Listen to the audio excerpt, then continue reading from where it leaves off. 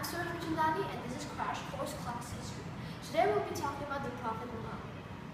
Muhammad was really troubled. Muhammad was born in 571 CE Mecca. He was troubled by the way the people in Mecca would act. They would kill baby girls and cruelly treat their slaves. Now who would do such a thing, right? That's the same way he felt. So this is the story of Muhammad. Muhammad was just an ordinary child like you. Not an ordinary child like me because I'm a werewolf, secretly, and I can't tell you that. Okay, so Muhammad's father's name was Abdullah, and he died shortly before Muhammad's birth. His mother died when he was 6 years old on a journey to a place called Abna. Then his paternal grandfather took him in, and then when he was 8, his grandfather died too. Then finally his uncle took him in, and his uncle took him on in a caravan at the age of 9 or 12. We're not yet sure. Thanks to the internet, because it never gives solid facts, which is good evidence sometimes. And then when his grandfather took him on a journey, some people say the start of where he started on a caravan with his uncle.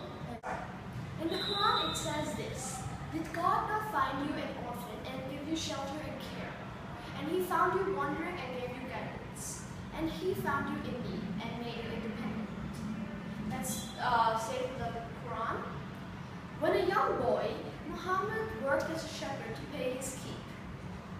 In his teens, he sometimes traveled with Abu Talib, who was a merchant, accompanying caravans and trade centers. Maybe once he was said to have traveled as far as Syria. Older merchants recognized his character and nicknamed him Al-Amin, which means the one you can trust.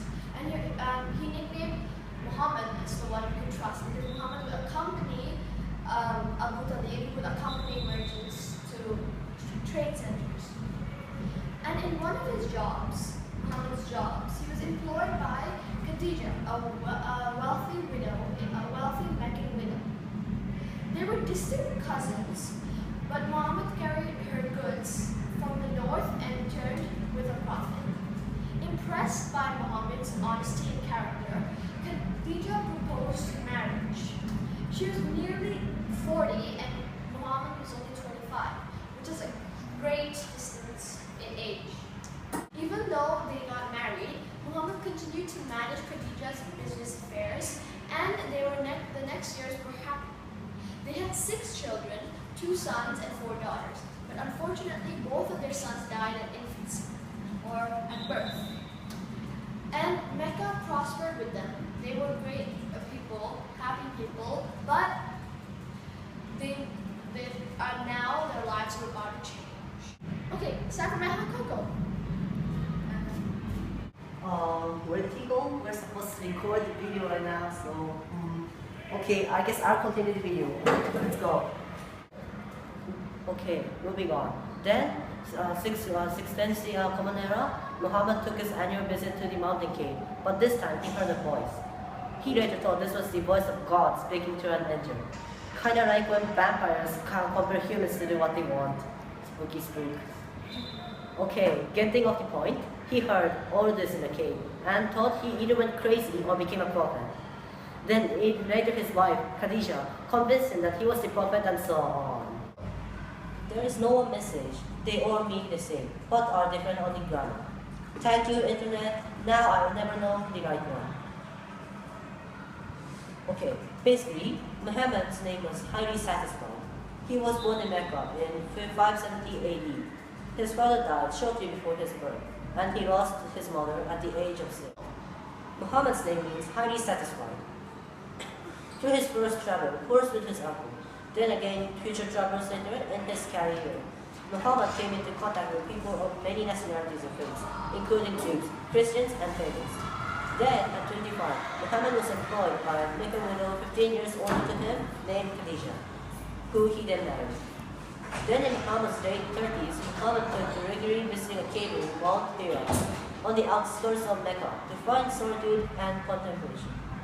In 610, at the age of 40, Muhammad returned to one such visit, telling his wife he had either gone mad or became a prophet, for he had been visited by an angel.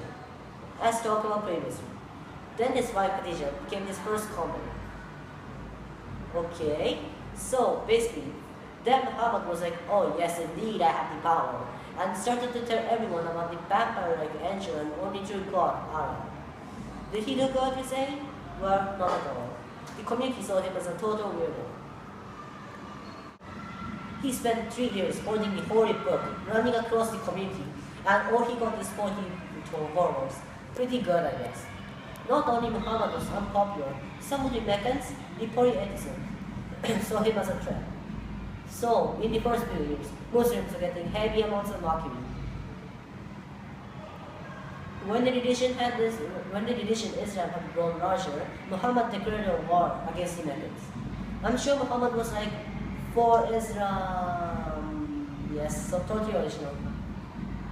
Okay, so what they wanted to say was killing, war, bad.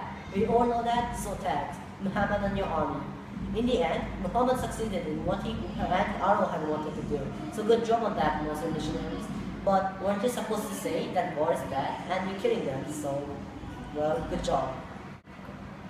I guess it's time for our open letter. A letter to Muhammad, of course.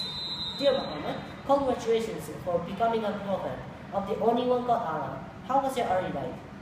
And I heard that your wife was 15 years older than you. Wow. So, anyways, when the angel Gabriel came to you, how was that? Was it more like a feeling that took control of your body and let it free? Also, when it first came to you, did it say anything other than proclaim?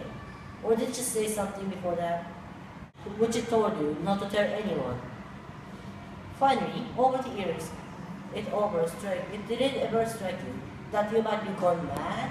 Or did you just think that you needed that job when the manager contacted you again? Well, regards, Suraj Merchandani and Kimi Nori. What do you say about saying bad stuff about Islam and Muhammad and how they come to kill you? Nah, that's just a cheesy ride. Nobody really takes us seriously. Seems like someone's here. Oh. Whoa! How in the world did I get here? Anyways, so let's sum up the whole crash course video. Muhammad suffered tragic loss at early childhood. He lost his father, his mother, and his grandfather. That's a lot for a child to go through. During his teens, Muhammad had to work for his keep, where he was taken in by his uncle at the age of 8 or 9, but he did go on a caravan with his uncle at 9 or 12. So during his teens, Muhammad had to work for his keep with his uncle. So he would work as a shepherd and also travel with Abu Talib, accompanying merchants to trade centers. Then merchants recognized his character and him as a person and entitled him as El-Amin, which means the one you can trust. Then at 610 current era CE, Muhammad heard a kind of angel in which he said spoke through God, or the God spoke through the angel saying, proclaim, and so on. It's right below. Okay. Then after this trance-like event, he went to his wife and told her, "Wife, I think I've either gone crazy or I've become a prophet." Yeah, that's pretty much what he said. And then Polytheist saw him as a threat, and he only gained about 40 followers to warn conquest. And I'm getting off the topic. Yeah, I'm gonna go off the topic for another second. Yeah, polytheist. That's really not going to be another Jesus, Gandhi, people who become the martyrs, or the rebels become martyrs, or something like that. Great thinking. Let's give a round of applause. Okay. Now, for those of you who are actually watching those I Ate Your Candy videos, I Ate Your Halloween Candy videos, they are hilarious inside of this. They are hilarious. Oh, sorry. Yeah. So let me just sum up the entire video in just 7 words. Muhammad, angel, Boys, Islam, caravan, and hummus. Why hummus, you ask? Because it's delicious Muslim food. Thank you for watching. I'm Surya Kutinani and he is Kiminori Mutai.